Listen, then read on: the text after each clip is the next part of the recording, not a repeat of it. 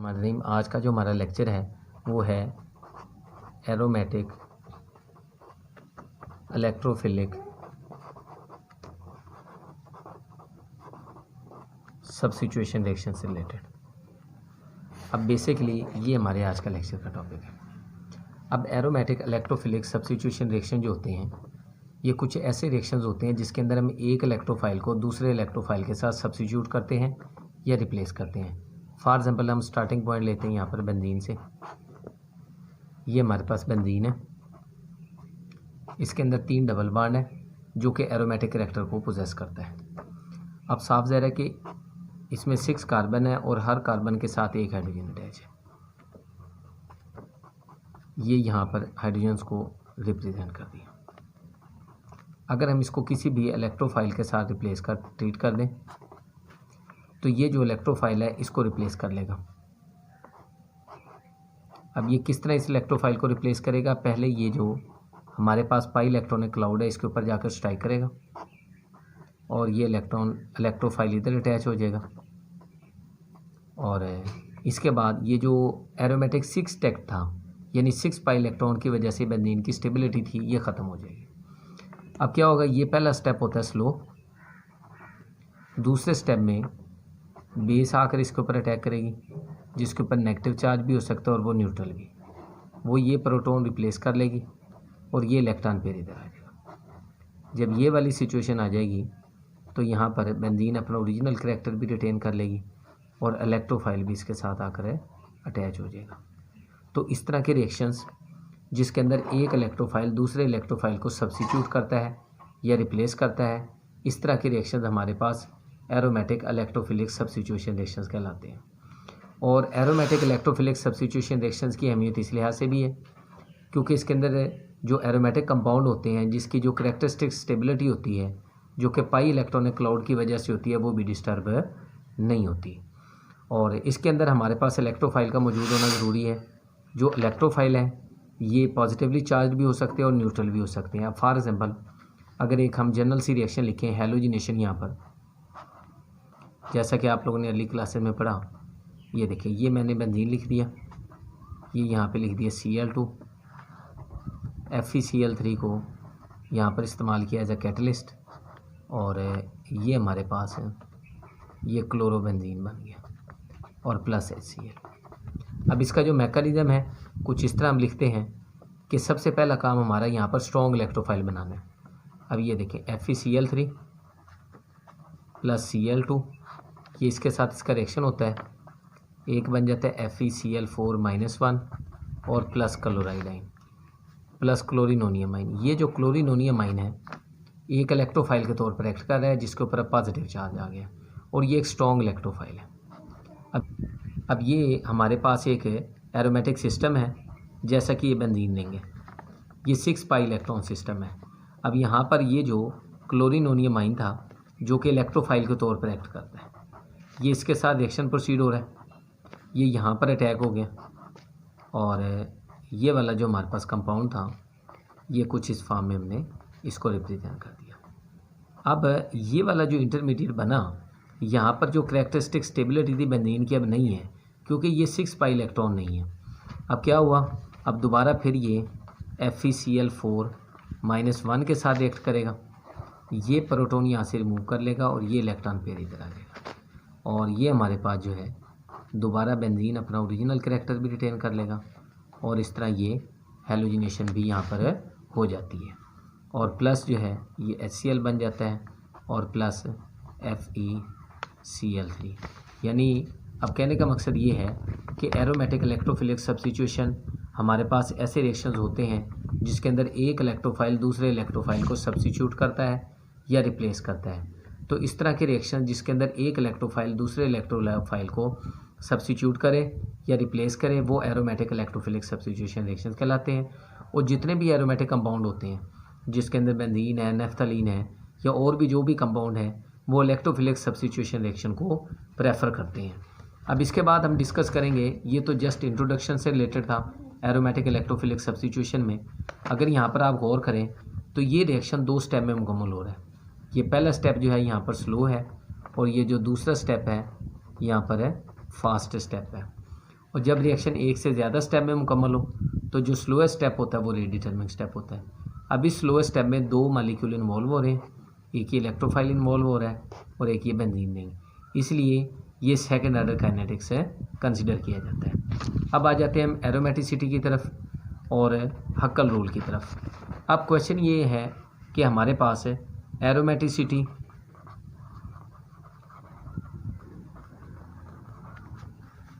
And हक्कल rule. अब यहाँ पर क्वेश्चन ये है कि कौन सा कंपाउंड, इसके अंदर हम ये देखेंगे कि कौन सा कंपाउंड एरोमेटिक है और कौन सा कंपाउंड हमारे पास एरोमेटिक है नहीं है। अब एरोमेटिसिटी की जो टर्म होती है आमतौर पर ये इनिशियली एसोसिएट थी बेंजीन के साथ, लेकिन अब जो है तकरीबन जितने भी साइक्लिक कंपाउंड हैं जिनके अंदर एरोमेटिक करैक्टर होता है, ठीक है, वो तमाम के तमाम जो है बेसिकली एरोमेटिसिटी के अंदर आ जाते हैं। अब क्वेश्चन ये राइज होता है कि अब हमें कैसे पता चलेगा कि कौन सा कंपाउंड एरोमेटिक है और कौन सा कंपाउंड एरोमेटिक नहीं है। फॉर एग्जांपल अगर मैं यहाँ पर लिख दूँ, ये वाला मैंने कंपाउंड एक लिख दिया जो कि साइक्लोप्रोपिनाइल के टाइम था। इसी तरह एक ये मैंने कंपाउंड ये लिख दिया 1,3 साइक्लोब्यूटाडाइन था। एक मैंने ये कंपाउंड लिख दिया, ये हमारे पास बेंजीन था। और इसी तरह अगर मैं एक और कंपाउंड यहाँ पर लिख देता हूँ साइक्लोऑक्टाटेट्राइन वगैरह या साइक्लोपेंटाडाइन, यानी ये देखें अगर इस तरह का मैं एक कंपाउंड बना दूँ यहाँ पे, ये मैंने साइक्लोपेंटाडाइन बना दिया, यहाँ पर ये 2 हाइड्रोजन भी हमने अटैच कर दिए। और इसी तरह अगर हम ये नेफ्थलीन बना दें या कोई और ऐसा कंपाउंड बना दें जो कि साइक्लिक फॉर्म में हो और जिसमें ये जो डबल बॉन्ड है ये कंजुगेशन में भी हो, ये कंजुगेशन में भी हो, तो अब ये क्वेश्चन अराइज हुआ कि डबल बॉन्ड यहाँ पर ये कंजुगेशन में भी हो भी वो साइक्लिक कंपाउंड, तो अब इसका हमारे पास हल क्या है, या इसको इस तरह करके हम रिप्रेजेंट कर दें, अब साइक्लिक फॉर्म में हो या कंजुगेशन में हो, तो अब इसका हमारे पास हल क्या है। तो अब ये कैसे पता चलेगा कि ये कंपाउंड एरोमेटिक है या नहीं, ये वाला कंपाउंड एरोमेटिक है या नहीं, ये वाला कंपाउंड एरोमेटिक है या नहीं, या जो मैंने एग्जांपल ये यहाँ पर मेंशन की है। अब इसी चीज़ को हमने देखना है कि हमें कैसे पता चलेगा कि ये कंपाउंड इनमें से कौन सा एरोमेटिक है और कौन सा एरोमेटिक है नहीं है। तो इसके लिए हम हक्कल रूल को डिस्कस करते हैं। तो हक्कल रूल के मुताबिक ये होता है कि ऐसे तमाम कंपाउंड जो 4n+2 होल पाई इलेक्ट्रॉन को फॉलो करते हैं, 4n+2 होल पाई इलेक्ट्रॉन को फॉलो करते हैं, वो सारे के सारे एरोमेटिक होते हैं, वो सारे के सारे क्या होते हैं, एरोमेटिक होते हैं। और जो इसे फॉलो नहीं करते वो एरोमेटिक नहीं होते। अब फॉर एग्जांपल यानी यहाँ पर एक नंबर है जिसकी वैल्यू 0 से स्टार्ट होती है, 0 1 2 3 4 कोई भी नंबर हो सकता है। अब हम पहले ऐसे करते हैं, n की वैल्यू 0 लगाते हैं यहाँ पर, ये देखिए 4 × 0 + 2 होल पाई इलेक्ट्रॉन, तो ये 2 पाई इलेक्ट्रॉन, यानी ऐसे तमाम कंपाउंड जिसके अंदर 2 पाई इलेक्ट्रॉन भी होंगे और वो साइक्लिक फॉर्म में होंगे वो एरोमेटिक कंसीडर होंगे। इसी तरह फिर अगर हम ऐसे करें 4 × 1 + 2 ये पाई, तो ये 6 पाई इलेक्ट्रॉन आ जाएंगे, यानी फिर ऐसे कंपाउंड जिसके अंदर 6 पाई इलेक्ट्रॉन होंगे वो भी एरोमेटिक होंगे। और अगर हम इस तरह कर लें यहाँ पर 4 × 2 + 2 पाई इलेक्ट्रॉन, तो ये 10 पाई इलेक्ट्रॉन है। यानी कहने का मकसद ये है कि जो हक्कल रूल है इसकी मदद से हम इस बात को आइडेंटिफाई करते हैं कि कौन से कंपाउंड एरोमेटिक हैं और कौन से कंपाउंड एरोमेटिक नहीं है। यानी एरोमेटिसिटी का जो पहला क्राइटेरिया है वो हक्कल रूल से रिलेटेड है। यानी अगर हमें हक्कल रूल का पता है तो इसकी मदद से हम ये बता सकते हैं कि कौन से कंपाउंड एरोमेटिक है और कौन से कंपाउंड एरोमेटिक नहीं है। या दूसरे लफ्ज़ों में आप ये कह सकते हैं the term aromatic was initially associated with the benzene but nowadays it has been associated with the cyclic compound that resemble benzene in the chemical behavior। और aromaticity है क्या? The characteristics behavior exhibited by aromatic compound is called aromatic character or aromaticity। यानी वो characteristics behavior जो aromatic compound possess करते हैं उसे हम aromaticity में consider करते हैं। अब basically वो कहते हैं aromaticity is in fact a property of sp2 hybridized cyclic planar ring। यानी जो एरोमेटिसिटी है ये sp2 हाइब्रिडाइज्ड कार्बन एटम की वजह से होती है या कोई और एटम, लेकिन उसका sp2 हाइब्रिडाइज्ड होना ज़रूरी है और साइक्लिक प्लेनर फॉर्म में भी होना ज़रूरी है। इसके अलावा उसके मज़ीद करैक्टर ये होते हैं कि वो लो हीट ऑफ हाइड्रोजनेशन को पोजेस करती हो, लो हीट ऑफ कंबशन को पोजेस करती हो और सफिशेंट रेजोनेंस एनर्जी होती हो। यानी 3 चीज़ें हो जाएंगी, लो हीट ऑफ हाइड्रोजनेशन,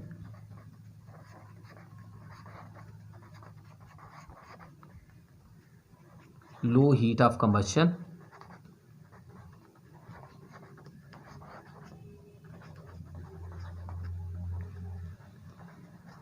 और तीसरे नंबर पे आप ये कह सकते हैं सफिशेंट रेजोनेंस एनर्जी, यानी सफिशेंट अमाउंट में वो रेजोनेंस एनर्जी को भी पोजेस करती हो। यानी ये हमारे पास मेन पॉइंट्स होते हैं जब भी हमने एरोमेटिसिटी को ऑब्जर्व करना होता है।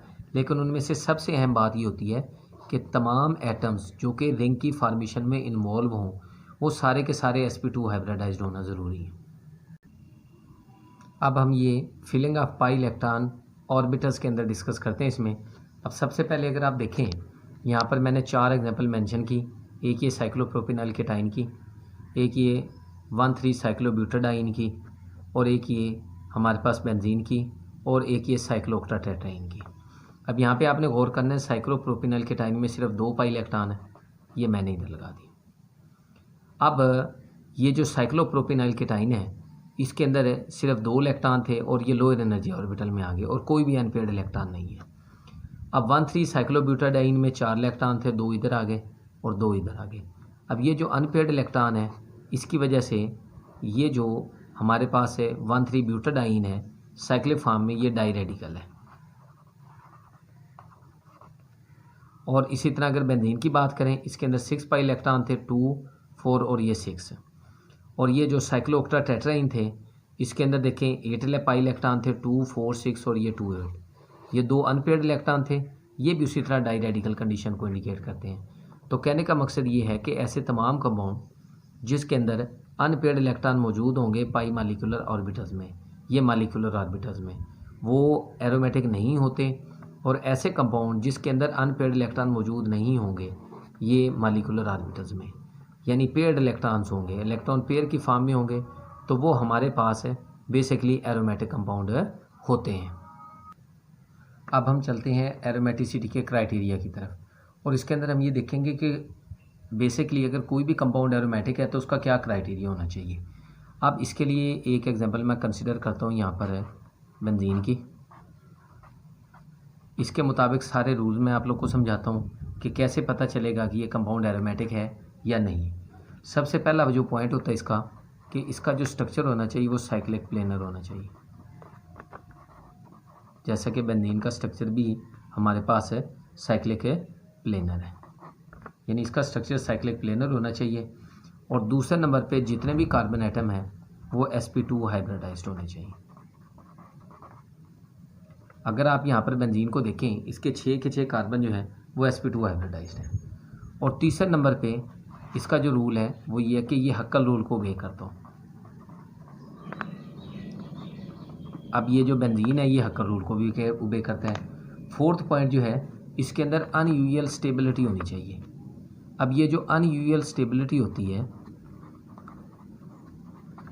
ये बेसिकली पाई इलेक्ट्रॉन की वजह से होती है, ये बेसिकली पाई इलेक्ट्रॉन की डीलोकलाइजेशन की वजह से होती है, यानी अनयूजुअल स्टेबिलिटी पाई इलेक्ट्रॉनिक क्लाउड की डीलोकलाइजेशन की वजह से होती है। और फिफ्थ कैरेक्टर इसका ये है कि इसको सब्स्टिट्यूशन रिएक्शन शो करने चाहिए, यानी ये बेसिकली सब्स्टिट्यूशन रिएक्शन को प्रेफर करता हूँ, एडिशन रिएक्शन को प्रेफर ना करता हूँ। सिक्स्थ पॉइंट इसके अंदर ये है कि इसकी जो बॉन्ड लेंथ है वो इक्वल होनी चाहिए। इट मस्ट हैव अप्रोक्सीमेट और इक्वल बॉन्ड लेंथ, यानी बॉन्ड लेंथ जो है सबकी बराबर होनी चाहिए। मतलब कार्बन कार्बन बॉन्ड लेंथ जितने भी कार्बन हो सब तरफ इक्विवेलेंट हो, सब तरफ इक्विवेलेंट हो। और सेवन्थ नंबर पे ये रिंग करंट को मेंटेन करने की एबिलिटी रखता हो जो इलेक्ट्रिक और मैग्नेटिक फील्ड की वजह से होती है, यानी इसका डायट्रोपिक होना ज़रूरी है, इसका डायट्रोपिक होना ज़रूरी है। डायट्रोपिक हमारे पास ऐसी स्पीशीज़ होती हैं या ऐसे एरोमेटिक कंपाउंड होते हैं जो इलेक्ट्रिक और मैग्नेटिक फील्ड की वजह से जो करंट जनरेट होता है उसको सस्टेन करने की एबिलिटी रखते हैं। यानी अब हमें पता चला कि अगर हमने एरोमेटिसिटी के क्राइटेरिया को अंडरस्टैंड करना है तो उसके अंदर ये 7 पॉइंट्स को मद्देनजर रखना है। पहले नंबर पे स्ट्रक्चर का साइक्लिक प्लेनर होना ज़रूरी है। दूसरे नंबर पे तमाम कार्बन का sp2 हाइब्रिडाइज्ड होना ज़रूरी है। तीसरे नंबर पे वो हक्कर रूल को ओबे करते हो। फोर्थ नंबर पे उनकी जो अनयूजुअल स्टेबिलिटी है वो उसके अंदर होनी चाहिए, जो कि पाई इलेक्ट्रॉनिक क्लाउड की वजह से होती है। फिफ्थ नंबर पे वो सब्स्टिट्यूशन रिएक्शन को प्रेफर करें। सिक्स्थ नंबर पे बॉन्ड लेंथ जो है वो इक्वल होनी चाहिए। और सेवन्थ नंबर पे वो डायट्रॉपिक हो, यानी रिंग करंट को सस्टेन करने की एबिलिटी रखते हो। अब हम आते हैं एविडेंसेस की तरफ कि यहाँ पे हम देखेंगे कि बेसिकली कौन से कंपाउंड हैं जो एरोमेटिसिटी को पोजेस करते हैं। अब फॉर एग्जांपल सबसे पहले हम 2 पाई इलेक्ट्रॉन सिस्टम से चलेंगे। ये 2 पाई इलेक्ट्रॉन सिस्टम को हम सबसे पहले डिस्कस करते हैं। अब 2 पाई इलेक्ट्रॉन सिस्टम में हम ये एग्जांपल लेते हैं। ये वाली हमारे पास एग्जांपल है 2 पाई इलेक्ट्रॉन सिस्टम वाली, और ये मैंने लिख दिया साइक्लोप्रोपिनाइल केटाइन। अगर ये वाली हम एग्जांपल देखें तो इसके अंदर जो ऊपर वाले मैंने आप लोग को पॉइंट समझाने की कोशिश करी। पहला पॉइंट था कि साइक्लिक प्लेनर, ये साइक्लिक प्लेनर भी है। दूसरा था तमाम कार्बन आइटम का sp2 हाइब्रिडाइज्ड होना ज़रूरी है। ये भी sp2 हाइब्रिडाइज्ड है, ये भी sp2 हाइब्रिडाइज्ड है, और ये कार्बन भी sp2 हाइब्रिडाइज्ड है। थर्ड नंबर पे ये हक्कर रूल को ओबे करते हो। हक्कर रूल को भी ओबे करते हैं, क्यों? क्योंकि 4n+2 होल पाई इलेक्ट्रॉन वाला जो फार्मूला है हक्कर रूल के मुताबिक है, यहाँ पे n 0 फिल करें, 4 × 0 और +2 होल पाई इलेक्ट्रॉन। तो ये हमारे पास 2 पाई इलेक्ट्रॉन है। ये क्या है? 2 पाई इलेक्ट्रॉन है, यानी इसका मतलब है ये हक्कर रूल को भी ओबे करते हैं। अनयूजुअल स्टेबिलिटी भी है, सब्स्टिट्यूशन रिएक्शन को भी ये प्रेफर करता है, बॉन्ड लेंथ भी सब तरफ इक्वल है। अब अगर हम इसके कंट्रीब्यूटिंग स्ट्रक्चर बनाएं तो इसके कंट्रीब्यूटिंग स्ट्रक्चर कुछ इस तरह बनते हैं। ये देखें, ये अब इसकी पॉसिबिलिटी है ये इस तरफ आ जाए। जब ये इस तरफ आ जाता है तो पॉजिटिव चार्ज इधर आ जाता है। और फिर इसका कंट्रीब्यूटिंग स्ट्रक्चर है ये वाला। यहाँ पर अगर आप देखें तो ये इस तरफ आ जाए। जब ये इस तरफ आ जाएगा तो पॉजिटिव चार्ज ये इस तरफ आ जाएगा। अब ये सारे जो कंट्रीब्यूटिंग स्ट्रक्चर हैं इनको हम इस तरह करके रिप्रेजेंट कर सकते हैं। और जब इस तरह करके रिप्रेजेंट करते हैं तो ये डीलोकलाइजेशन रिप्रेजेंट करते हैं ओवर द इंटायर रिंग, यानी पॉजिटिव चार्ज डीलोकलाइज हो गया ओवर द इंटायर रिंग। तो इसका मतलब है कि जो 2 पाई इलेक्ट्रॉन सिस्टम है जिसके अंदर है हमारे पास एग्जांपल है साइक्लोप्रोपिनल केटाइन की, ये एरोमेटिक कैरेक्टर को पोजेस करता है। ये एरोमेटिक कैरेक्टर को पोजेस करता है। और इसके अलावा अगर हम बात करें 6 पाई इलेक्ट्रॉन सिस्टम की, तो 6 पाई इलेक्ट्रॉन सिस्टम में हमारे पास 2 तरह की एग्जांपल्स आ जाती हैं। पाई इलेक्ट्रॉन सिस्टम में एक होती है होमोन्यूक्लियर और एक होगी इसके अंदर हेट्रोन्यूक्लियर। और दूसरे नंबर पे हेट्रोन्यूक्लियर। होमोन्यूक्लियर को होमोएनुलर भी कहते हैं और हेट्रोन्यूक्लियर को हेट्रोएनुलर भी कहते हैं। होमोन्यूक्लियर में बेंजीन की एग्जांपल आप लोग को समझाते हैं कि यहाँ पर अगर आप बेंजीन की एग्जांपल लेते हैं तो ये देखें, ये बेंजीन में ये 6 पाई इलेक्ट्रॉन है, 2 4 6। तमाम कार्बन एटम ये सारे sp2 हाइब्रिडाइज्ड है। ये भी sp2 हाइब्रिडाइज्ड है, ये भी sp2 हाइब्रिडाइज्ड है, ये कार्बन भी sp2 हाइब्रिडाइज्ड है, ये भी sp2 हाइब्रिडाइज्ड है। 6 पाई इलेक्ट्रॉन सिस्टम है और ये जो 6 पाई इलेक्ट्रॉन है ये हक्कल नंबर है। और तीसरे नंबर पे इसके अंदर आप ये कह सकते हैं अनयूजुअल स्टेबिलिटी भी है, सब्स्टिट्यूशन रिएक्शन को भी ये प्रेफर करता है, बॉन्ड लेंथ भी इसके अंदर इक्वल है और ये डायट्रोपिक भी है। और इसके अगर आप कंट्रीब्यूटिंग स्ट्रक्चर बनाते हैं तो यहाँ पर देखें इसके डिफरेंट कंट्रीब्यूटिंग स्ट्रक्चर भी हमारे पास है बनते हैं। इसके मैं 2 सिर्फ कंट्रीब्यूटिंग स्ट्रक्चर बना रहा हूँ जो कि इसकी एक्स्ट्रा स्टेबिलिटी को डील करते हैं। तो ये वाले जो हैं अगर आप ये देखें तो ये यहाँ पर ये फॉर्म आ जाती है इसके अंदर, और इसके अलावा ये और ये, यानी इसके डिफरेंट कंट्रीब्यूटिंग स्ट्रक्चर भी पॉसिबल हैं। यानी इसका मतलब है कि जो 6 पाई इलेक्ट्रॉन सिस्टम है वो भी एरोमेटिक कैरेक्टर को पोजेस करता है। अब अगर हम बात करें हेटेरोसाइक्लिक एरोमेटिक सिस्टम की जिसके अंदर 6 पाई इलेक्ट्रॉन होते हैं, तो यहाँ पर एक मैं एग्जांपल लिखता हूँ पायरोल की। ये देखिए, ये हमारे पास है पायरोल का स्ट्रक्चर है। अब पायरोल का जो स्ट्रक्चर है यहाँ पर अगर आप गौर करें, ये नाइट्रोजन के पास अनशेयर्ड इलेक्ट्रॉन पेयर है। अब यहाँ पर ये जो अनशेयर्ड इलेक्ट्रॉन पेयर है ये भी डीलोकलाइजेशन में पार्टिसिपेट करते हैं। जब ये डीलोकलाइजेशन में पार्टिसिपेट करता है तो ये कंपाउंड भी एरोमेटिक कंसीडर किया जाता है। यानी जो पायरोल है, अब ये क्योंकि हक्कल नंबर को फॉलो करता है 2, 4 और 6, तो इसलिए ये भी एरोमेटिक कंसीडर होता है। अगर हम फ्यूरैन की बात करें तो फ्यूरैन भी इसी तरह ही है। उसके अंदर है, अगर आप ये देखें, ये हमारे पास यहाँ पर ऑक्सीजन आ गया। अब इसके अंदर है 2 अनपेयर्ड इलेक्ट्रॉन है, एक ये हमारे पास इलेक्ट्रॉन पेयर है और एक ये। अब ये वाला जो अनपेयर्ड इलेक्ट्रॉन है, ये हमारे पास जो इलेक्ट्रॉन पेयर है, ये बेसिकली इसमें काउंट हो जाएगा डीलोकलाइजेशन में, और इस तरह ये भी हक्कल नंबर को रिप्रेजेंट करता है। और इसी तरह अगर हम ये बात करें थायोफीन की, थायोफीन भी हमारे पास है, इसी कैटेगरी में आ जाता है। ये सल्फ़र हमने लिख दिया, ये थायोफीन है। थायोफीन भी इसी कैटेगरी में आ जाता है और ये भी 6 पाई इलेक्ट्रॉन को रिप्रेजेंट करते हैं। और अगर यहाँ पर हम एक और एग्जांपल बना लें, जैसा कि हमारे पास है ये पायरीडीन है। पायरीडीन में अगर ये देखें, ये 6 पाई इलेक्ट्रॉन सिस्टम है, लेकिन इसके अंदर ये वाला जो इलेक्ट्रॉन पेयर है ये काउंट नहीं होगा। जब ये काउंट नहीं होगा तो इसका मतलब है कि ये ऐसे हेटेरोसाइक्लिक कंपाउंड है जो बेसिकली 6 पाई इलेक्ट्रॉन सिस्टम को फॉलो करते हैं और वो एरोमेटिक भी हैं। अब हम एग्जांपल करते हैं 1,3 साइक्लोपेंटाडाइईन की।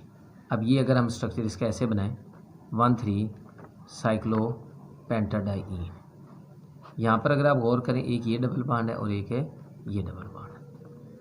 अब हम चाहते हैं इस कंपाउंड को एरोमेटिक बनाना, इस कंपाउंड को एरोमेटिक बनाना, तो उसकी रिक्वायरमेंट पहली तो ये है, एक तो इसका स्ट्रक्चर साइक्लिक प्लेनर होना चाहिए, वो है। दूसरी रिक्वायरमेंट ये कि तमाम कार्बन sp2 हाइब्रिडाइज्ड हो। ये भी sp2 है, ये भी sp2 हाइब्रिडाइज्ड है, ये भी sp2 हाइब्रिडाइज्ड है और ये भी sp2 हाइब्रिडाइज्ड है। अब ये वाला जो कार्बन है ये sp3 हाइब्रिडाइज्ड है, तो इसका मतलब है इस कार्बन को भी हमने एक तो sp2 हाइब्रिडाइज्ड में कन्वर्ट करना है, और दूसरी बात ये है कि यहाँ पर हमने अनशेयर्ड इलेक्ट्रॉन पेयर भी रखना है। तो उसके लिए हम क्या करते हैं, इस कंपाउंड को ट्रीट कर देते हैं बेस के साथ जिसके पास अनशेयर्ड इलेक्ट्रॉन पेयर होता है। अब ये जो बेस है ये यहाँ से इस प्रोटॉन को रिमूव कर लेती है और ये इलेक्ट्रॉन पेयर इधर रह जाता है। जब ये इधर से प्रोटॉन को रिमूव करती है तो हमारे पास है ये कुछ इस तरह बन जाता है कंपाउंड। ये रिमूव हो गया, ये हमने प्रोटॉन इधर ही रहने दिया, ये यहाँ पर ये नेगेटिव चार्ज की फॉर्म में आ गया, ये इस तरफ और ये इस तरफ, और प्लस ये BHI। अब ये एक ऐसा कंपाउंड था जो कि अब हक्कल नंबर को भी फॉलो कर रहा था। ये 2 पाई इलेक्ट्रॉन, ये भी 2 पाई इलेक्ट्रॉन 4 और ये 2 पाई इलेक्ट्रॉन, और इस तरह ये 6 पाई इलेक्ट्रॉन को रिप्रेजेंट कर रहा है। इसी स्ट्रक्चर को हम कुछ इस तरह भी रिप्रेजेंट कर सकते हैं। ये वाला जो स्ट्रक्चर है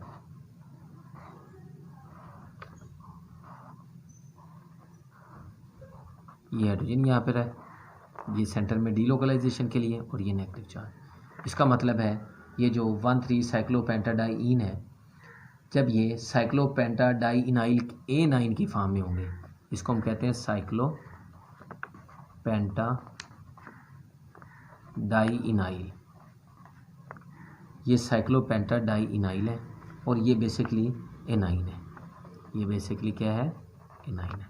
जब ये इस फॉर्म में होंगे तो इसका मतलब है ये एरोमेटिक कैरेक्टर को पोजेस करते हैं, और जब ये इस फॉर्म में नहीं होते तो फिर ये एरोमेटिक कैरेक्टर को पोजेस नहीं करेंगे। अब अगर हम एक और कंपाउंड बनाएं इसी तरह का, उसके अंदर ये देखना हो कि ये कंपाउंड एरोमेटिक है कि नहीं। अब फॉर एग्जांपल ये देखें, ये मैं एक और कंपाउंड बना रहा हूँ,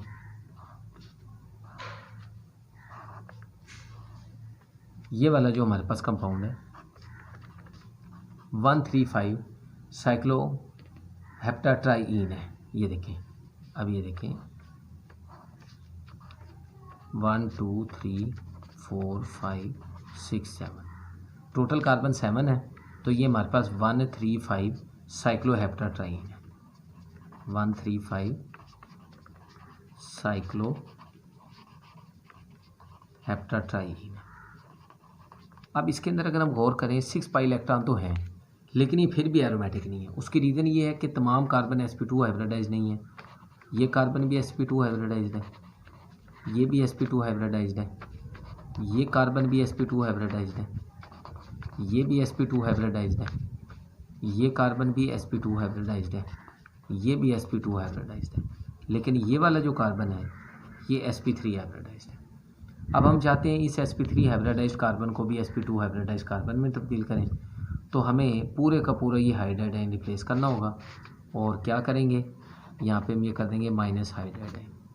जब इसको पूरे का पूरे को रिप्लेस कर लेते हैं तो ये हमारे पास है कुछ इस फॉर्म में आ जाता है, ये फॉर्म आ जाती है और ये प्लस चार्ज आ जाता है और ये अब कार्बन sp2 हाइब्रिडाइज्ड हो गया। जब ये कार्बन sp2 हाइब्रिडाइज्ड हो गया, इसका मतलब है ये अब एरोमेटिक कैरेक्टर को पोजेस करेगा और उसको कुछ हम इस तरह करके भी रिप्रेजेंट कर देते हैं, ये इस तरह। और ये हमारे पास ये पॉजिटिव चार्ज पर डीलोकलाइज हो जाएगा ओवर द इंटायर रिंग, तो ये भी एरोमेटिक कैरेक्टर को पोजेस करता है। अगर हम बात करें अब इसके अंदर है नेफ्थलीन की, जो कि 10 पाई इलेक्ट्रॉन सिस्टम है। यहाँ पर अगर देखें, ये देखें, ये नेफ्थलीन का मैं स्ट्रक्चर बनाता हूँ। ये हमारे पास 10 पाई इलेक्ट्रॉन सिस्टम को रिप्रेजेंट करता है। ये हमारे पास 10 पाई इलेक्ट्रॉन सिस्टम है। अब जो नेफ्थलीन है ये 10 पाई इलेक्ट्रॉन सिस्टम और ये स्टेबल एरोमेटिक कंपाउंड है।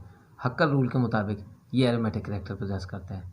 इसी तरह अगर हम साइक्लोडेकापेंटाइन करें, साइक्लोडेकापेंटाइन का स्ट्रक्चर कुछ हम इस तरह बनाते हैं। अब ये हमारे पास है साइक्लोडेकापेंटाइन का स्ट्रक्चर बनाना है। अब ये हमारे पास है इस तरह करके, ये मैंने इसे रिप्रेजेंट कर दिया साइक्लोडेकापेंटाइन के लिहाज से।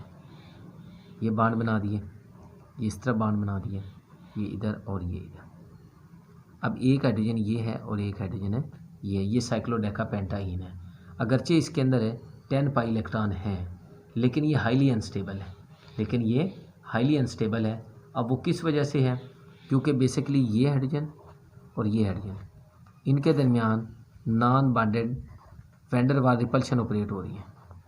Non bonded van der Waals repulsion जो है वो ऑपरेट हो रही हैं। जब non bonded van der Waals repulsion operate होंगी तो इसके नतीजे में इसकी जो स्टेबिलिटी होती है वो डिक्रीज़ हो जाती है और ये जो हाइड्रोजन है फिर इस मालिक्यूल को आउट ऑफ द प्लेन कर देते हैं। यानी इसका मतलब है फिर ये प्लेन और सिमेट्री को पोजेस नहीं करता, ये साइक्लिक प्लेनर नहीं रहेगा। ये जो मालिक्यूल है ये आउट ऑफ द प्लेन हो जाएगा।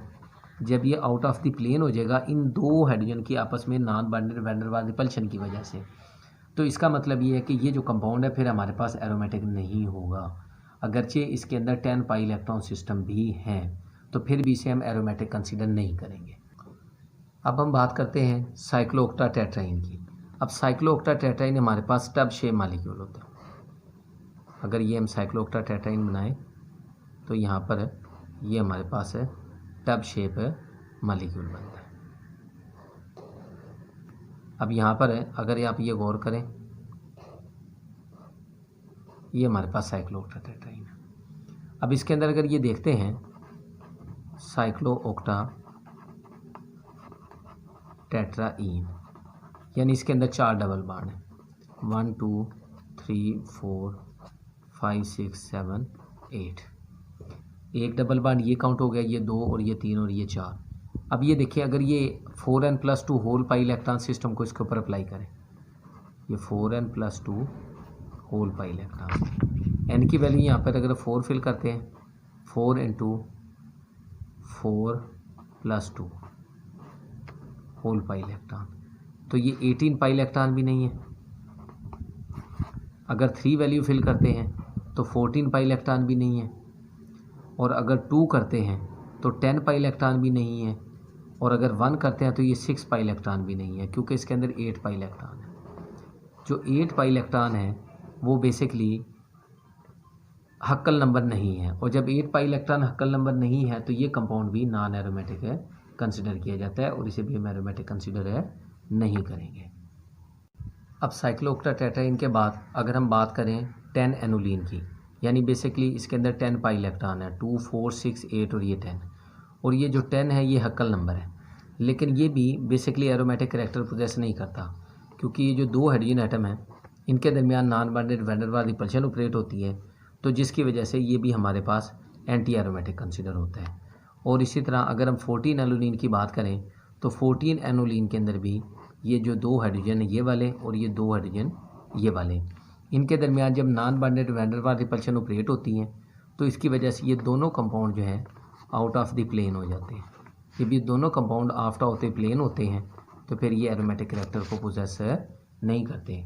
तो कहने का मकसद ये है कि जो एरोमेटिसिटी है हमारे पास एक ऐसा क्राइटेरिया है जिसके ज़रिए हमें पता चलता है कि बेसिकली कि कौन सा कंपाउंड एरोमेटिक है और कौन सा कंपाउंड एरोमेटिक है नहीं है, और उसके अंदर जो मैंने आप लोग को रूल्स बताए उनको फॉलो करना ज़रूरी होता है। आज के लेक्चर की आखिरी हेडिंग जो है वो एंटी एरोमेटिसिटी से रिलेटेड है।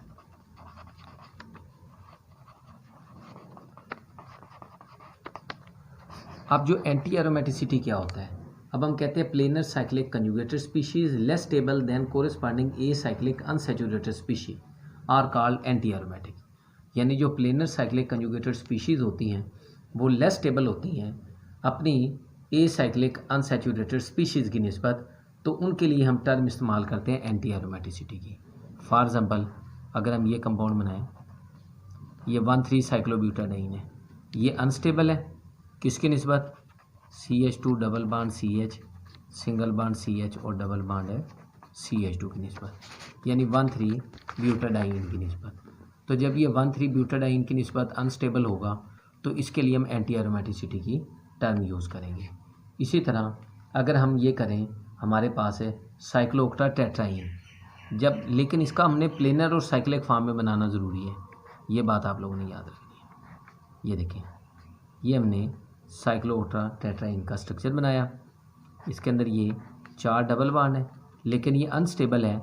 जब इसका हम ओपन चेन स्ट्रक्चर बनाते हैं, CH2 double bond CH single bond CH double bond CH2 single bond CH double bond CH2 single bond CH और डबल बॉन्ड है CH2 इसकी निस्बत, तो इसके लिए हम एंटी एरोमेटिसिटी की टर्म यूज़ करते हैं। यानी ये बेसिकली हाईली अनस्टेबल होगा क्योंकि हमने साइक्लिक प्लेनर बनाया है, क्योंकि ये साइक्लिक प्लेनर फॉर्म में एग्जिस्ट ही नहीं करता। या दूसरे लफ्ज़ों में एंटी एरोमेटिसिटी को हम कुछ इस तरह डिफाइन कर देते हैं, planar cyclic conjugated species less stable than corresponding acyclic unsaturated species are called anti aromatic. और आपको ये भी मैंने बताया कि जैसा कि अगर साइक्लोऑक्टाटेट्राईन की बात है, हमारे पास 1,3 साइक्लोब्यूटाडाइन की बात करें तो इसके पास 4 इलेक्ट्रॉन है, 4 पाई इलेक्ट्रॉन है। अब हमें पता चला कि इट हैज़ 4 पाई इलेक्ट्रॉन। जब इसके पास 4 पाई इलेक्ट्रॉन है तो it should be anti aromatic, इसको एंटी एरोमेटिक होना चाहिए। उसकी रीज़न क्या है, क्योंकि साइक्लोब्यूटाडाइन इज़ हाईली अनस्टेबल और अब तक ये प्रीपेयर भी नहीं की जा सकी। रीज़न क्या है, because the pi electron energy of cyclobutadiene is higher than that of its open chain counterpart, यानी इसकी निस्बत इसकी एनर्जी जो है वो ज़्यादा होती है। तो मुख्तसर सी बात यही है कि ऐसे कंपाउंड जो ओपन चेन में ज़्यादा स्टेबल हों अपने प्लेनर साइक्लिक कंजुगेटेड सिस्टम की निस्बत, उनके लिए हम एंटी एरोमेटिक का टर्म यूज़ करते हैं। एंड पे इसे एक दफ़ा मैं फिर रिवाइज़ कर देता हूँ।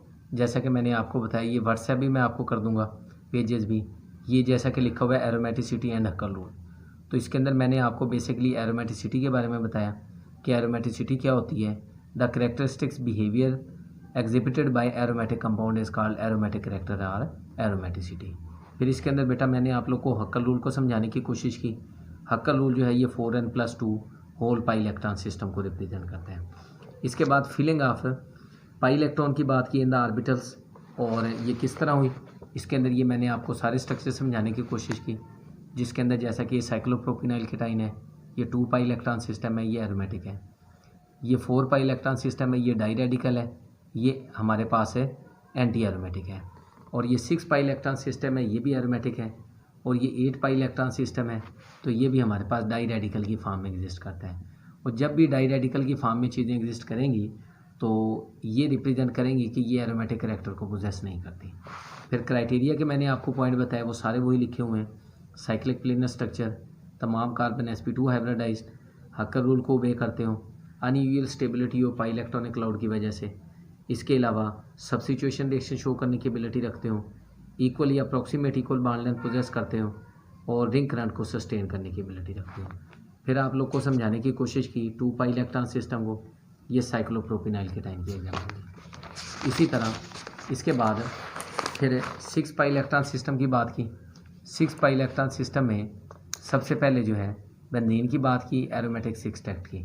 फिर हेट्रोसाइक्लिक कंपाउंड की बात की, उसके अंदर ये देखिए पाइरोल है, ये फ्यूरैन है, ये थायोफीन है और इसी तरह ये पाइरिडीन है।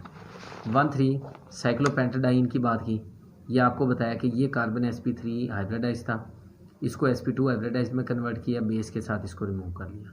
अब ये 6 पाई इलेक्ट्रॉन हो गए, तो ये जो साइक्लोपेंटाडाइनाइल इनाइन था ये भी एरोमेटिक हो गया। अब इसी तरह अगर हमने ये बात की साइक्लोहेप्टाट्राईन की, ये कार्बन sp3 हाइब्रिडाइज था, इसको हाइड्राइडाइन को रिमूव कर लिया, 6 पाई इलेक्ट्रॉन हो गए और ये भी एरोमेटिक हो गया। अब 10 पाई इलेक्ट्रॉन था, ये नेफ्थलीन की एग्जांपल दे दी, ये एरोमेटिक कैरेक्टर पोजेस करता है। लेकिन साइक्लोडेकापेंटाइन जो है ये हाईली अनस्टेबल है, क्योंकि ये जो 2 हाइड्रोजन हैं इनके दरमियान non bonded van der Waals forces of repulsion operate होती हैं और ये आउट ऑफ द प्लेन हो जाता है। अब इसी तरह फिर ये साइक्लोक्टाटेट्राइन की बात की, इसके अंदर ये टब शेप मॉलिक्यूल बनाया, क्योंकि साइक्लिक प्लेनर फॉर्म में एग्जिस्ट ही नहीं करता।